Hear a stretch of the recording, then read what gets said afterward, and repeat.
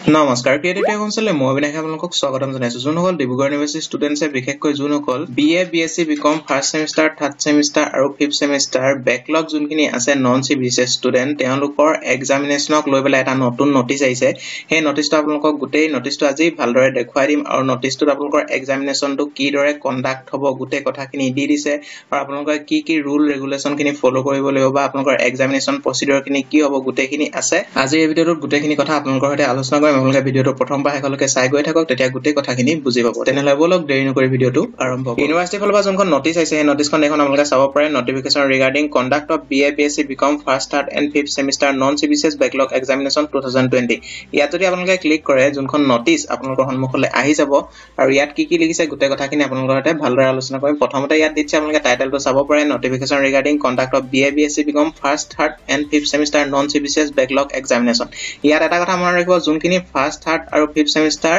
backlog non CBSE এক্সামিনেশনৰ student আছে এই নোটিছখন তেওঁলোকৰ কাৰণে হয় যোনখিনি আপোনালোকৰ সিবিএসই বা আপোনালোকৰ যোনখিনি ৰেগুলাৰ ষ্টুডেন্ট তেওঁলোকৰ কাৰণে এখন নোটিছ নহয় এখন আপোনালোকে প্ৰথমতে চাই লওক 2020 which were postponed due to COVID-19 pandemic with effect from 26/4/2021 আৰু ইয়াত আপোনালোকক যোনটো সাবজেক্ট ইয়াত মেনশন কৰিছে আপোনালোকে চাব পাৰে আৰু নোটিছখন আহিছে আজি 1/7/2021 ইয়াত দিছে আপোনালোকে চাব পাৰে সাবজেক্টটো conduct of BA BSc BCom first third and fifth semester backlog examination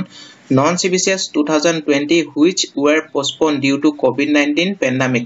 COVID-19 pandemicৰ কাৰণে যোনখিনি আপোনালোকৰ 26/4/2021 হবলগীয়া পৰীক্ষাখিনি পোষ্টপোন কৰিছিলে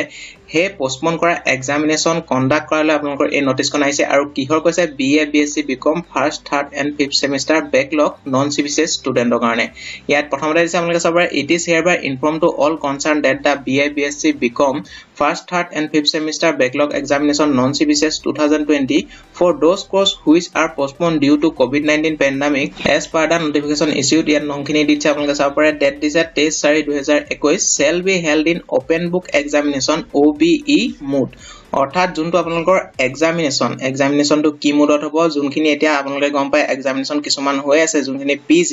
পিজিৰ কিছুমান প্ৰফেশনাল এক্সামিনেশন OBE মোডত হৈ আছে আৰু সেই দৰে আপোনালোকৰ যোনখিনি ফাৰ্ষ্ট থাৰ্ড আৰু ফিফথ সেমিষ্টাৰৰ এক্সামিনেশন আছে নন সিবিএসই যোনখিনি কোৰ্স বেকলগ এক্সামিনেশন হে এক্সামিনেশন খিনি আপোনালোকৰ কি হ'ব OBE মোডত হ'ব ইয়াত ডিক্লেয়াৰ কৰি দিছে আৰু দিছে যে the detail guidelines for conduct of examination are enclosed herewith as annexure A B N C NXR ABNC ৰ কথা কৈছে আৰু লগতে কৈছে যোনখিনি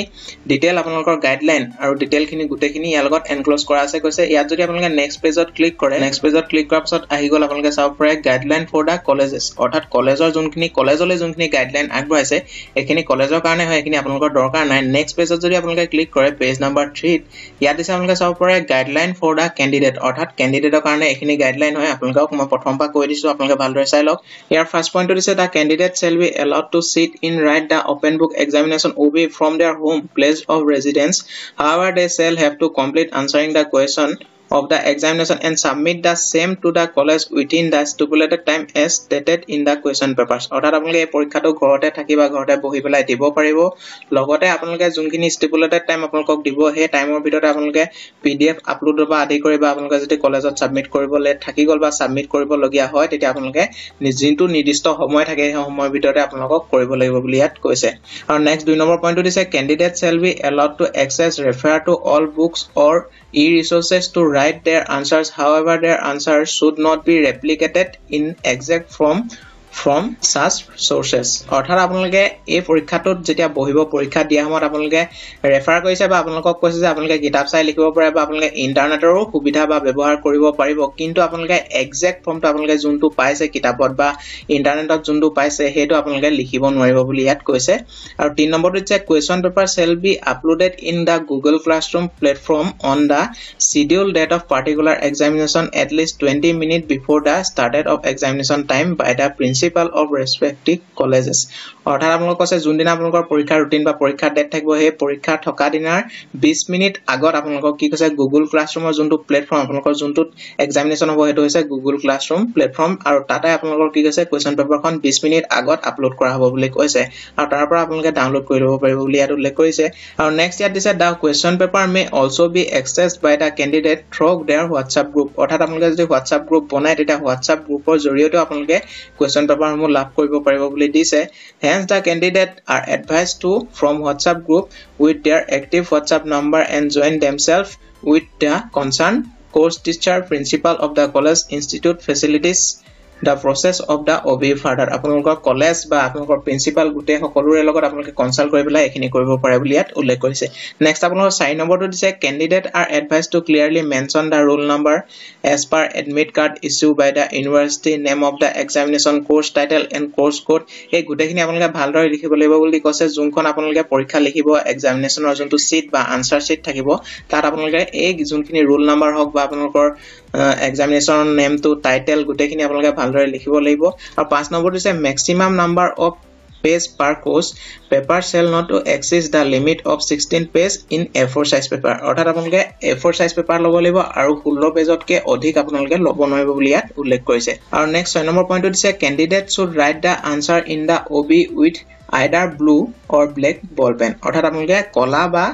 যোনটো আপোনালোকৰ নীলা বল পেন থাকে বল পেন ব্যৱহাৰ কৰি আপোনালোকে লিখিব পাৰিব বুলি কৈছে ইয়াত কোনো ধৰণৰ ধৰাবন্ধা নাই যে আপোনালোকে অকল কলা কলমে লিখিব পাৰিব বুলি ইয়াত উল্লেখ কৰা নাই তাৰ পাছত ইয়াত কৈছে however in case of specific illustration drawing pencils and other colors may also be used অৰ্থাৎ ইয়াত কৈছে যে আপোনালোকৰ যদি কিবা ডায়াগ্ৰাম আঁকিব লগা থাকে বা আপোনালোকৰ কিবা ছবি আঁকিব লগা থাকে তেনেকুৱা ক্ষেত্ৰত আপোনালোকে পেন্সিল বা আপোনালোকে কালাৰ ব্যৱহাৰ কৰিব পাৰিব বুলি ইয়াত কৈছে 8 নম্বৰটো দিছে আপোনালোকে চাব পাৰে the candidate shall have to submit the scanned copies of their answer script in PDF format through the Google Classroom link from where they had downloaded the question paper আপোনালোকে জোৰ পৰা question paper download কৰিছিলে সেই question paper download কৰা প্লেটফৰ্মতে বা সেই লিংকতে আপোনালোকে কি কৰিব লাগিব যোনটো আপোনালোকৰ আনসাৰ স্ক্ৰিপ্ট আপোনালোকে লিখিলে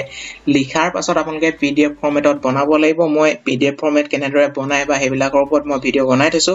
আপোনালোকে যদি বিচাৰে মই ডেসক্ৰিপচনত দি দিম গুটেখিনি আপোনালোকে তাত গৈ চাব পাৰিব কেনেদৰে PDF ফৰ্মেট বনাব বা কি এপ্লিকেশনৰ প্ৰয়োজন হয় ইয়াত কৈছে আপোনালোকে যেতিয়া আনসাৰ স্ক্ৰিপ্টটো বনাব বনোৱাৰ পাছত আপোনালোকে জোৰ পৰা question পেপাৰখন ডাউনলোড কৰিছিলে হে কোৱেশ্চন পেপাৰ ডাউনলোড কৰা যোনটো লিংক বা যোনটো প্লেটফৰ্ম তাতে আপোনালোকে আপলোড কৰিব লাগিব বুলি কৈছে বা আপোনালোকক সাবমিট কৰিব লাগিব বুলি কৈছে যোনটো আপোনালোকৰ আনসাৰ স্ক্ৰিপ্ট নেক্সট ইয়াত উল্লেখ কৰিছে if a candidate fails to submit the answer script through Google Classroom অৰ্থাৎ আপোনালোকে Google Classroomত যদি কিবা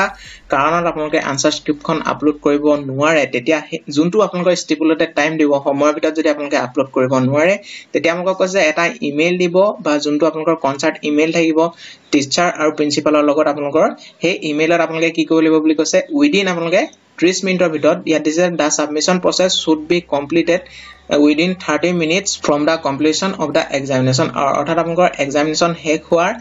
30 মিনিটৰ পাছলৈকে আপোনালোকে যোনটো সময় পাব আধা ঘণ্টা সময় এক্সামিনেশন শেষ হোৱাৰ লিখাৰ পাছত সেই সময়খিনিৰ ভিতৰতে যদি আপোনালোকে কিবা কাৰণত ধৰক Google Classroomত সাবমিট কৰিব নোৱাৰিলে তেতিয়া যোনটো কনসাৰ্ন ইমেইল আইডি থাকে কলেজৰ অথৰিটি বা আপোনালোকৰ যোনখিনি প্ৰিন্সিপাল ইয়াত দি দিছে প্ৰিন্সিপাল টিচাৰ সেই ইমেইল আইডিত আপোনালোকে সেন্ড কৰিব পাৰে বুলি ইয়াত উল্লেখ কৰিছে আৰু ইয়াত দিছে candidate are advised to use Microsoft Lens Adobe scanner document scanner ইয়াত কৈছে যে আপোনালোকে কি এপ্লিকেশন ব্যৱহাৰ কৰি PDF বনাব পাৰিব ইয়াত উল্লেখ কৰি দিছে আৰু একেবাৰে যোনটো হেকৰ পইণ্ট 9 নম্বৰ পইণ্টটো ইয়াত উল্লেখ কৰিছে ক্যান্ডিডেট মে অলসো সাবমিট দা হাৰ্ড কপি অৰ্থাৎ আপোনালোকে যোনখন হাৰ্ড কপি যোনখন লিখিছিলে A4 সাইজৰ পেপাৰ সেই A4 সাইজৰ পেপাৰখন আপোনালোকে সাবমিট কৰিব লাগিব বুলি কৈছে আপোনালোকে ধৰক যোনখন A4 সাইজৰ পেপাৰ লিখিছিলে এখন ফটো মাৰি বা স্ক্যান কৰি পেলাই আপোনালোকে কি কৰিছিলে PDF বনাই Google Classroomত বা আপোনালোকে ইমেইলৰ জৰিয়তে পঠাইছিলে কিন্তু আপোনালোকে যোনখন লিখিছিলে অৰিজিনালি যোনখন A4 সাইজৰ পেপাৰত লিখিছিলে সেই A4 সাইজৰ পেপাৰখন আপোনালোকে সাবমিট কৰিব লাগিব বুলি কৈছে কোড কৰিব লাগিব যোনখন কনসাৰ্ন কলেজ থাকে আৰু যোনটো আপোনালোকৰ সময় দিছে আধা ঘণ্টা মানে কি আপোনালোকে যেতিয়া পৰীক্ষা লিখিব বা পৰীক্ষা শেষ হ'ব পৰীক্ষা শেষ হোৱাৰ আধা ঘণ্টাৰ পাছলৈকে আপোনালোকে সময় পাব আৰু সেই আধা ঘণ্টাৰ ভিতৰত আপোনালোকে কলেজত সাবমিট কৰিব লাগিব বুলি ইয়াত উল্লেখ কৰিছে আৰু নেক্সট পেজত যদি আমি ক্লিক কৰো যোনটো আপোনালোকৰ স্পেচিমেন দিছে বা আপোনালোকৰ যোনখিনি পেজ সেই পেজখিনি আপোনালোকে দেখিবলৈ পাব যত আপোনালোকে লিখিব আপোনালোকে কেনেদৰে বনাব লাগিব গুটেখিনি ইয়াত উল্লেখ কৰিছে ইয়াত NXR বি দিছে আপোনালোকে চাব ডিব্ৰুগড় ইউনিভাৰ্চিটি যোনটো আপোনালোকৰ ফাৰ্স্ট পেজ থাকিব ইয়াত আপোনালোকে কি লিখিব লাগিব roll number name of the examination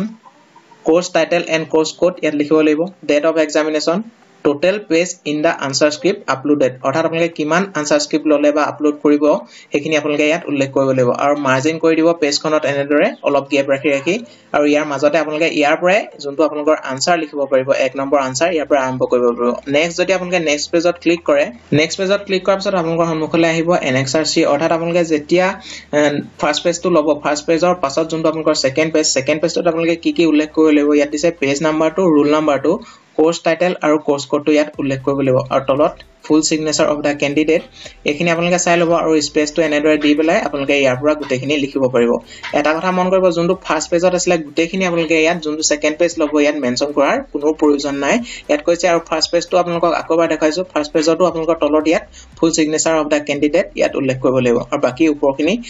যোনটো সেকেন্ড পেজ আছে তাতকে অলপ বেছিকৈ লিখিব লাগিব আৰু যোনখিনি লিখিব লাগিব মেনশন কৰি দিছে ইয়াত কি লিখিব লাগে এখিনি আছিল আৰু আজি ভিডিওটো ইমানে আছিল আপোনালোকে ভিডিওটো যিমান পাৰে শেয়াৰ কৰি দিয়ক যাতে যিসকলে গম নাপায় যোনসকল ফাৰ্স্ট স্টাৰ্ট আৰু fifth semester non CBS backlog এক্সামিনেশনৰ ষ্টুডেন্ট আছে তেওঁলোকে গুটেখিনিয়ে গম পায় আৰু যিসকল নতুন আছে তেওঁলোকে এনেকুৱা ধৰণৰ ইউনিভাৰ্সিটি ৰিলেটেড ইনফৰমেশনৰ লগতে বিভিন্ন ধৰণৰ ইনফৰমেশন মোক পাই থাকিব কাৰণে চেনেলটো সাবস্ক্ৰাইব কৰি কাষত থকা বেল আইকনটো প্ৰেছ কৰি যাওক আপোনালোকক পুনৰ এটি নতুন ভিডিওতে লগ পোৱাৰ আশাৰে জয় অসম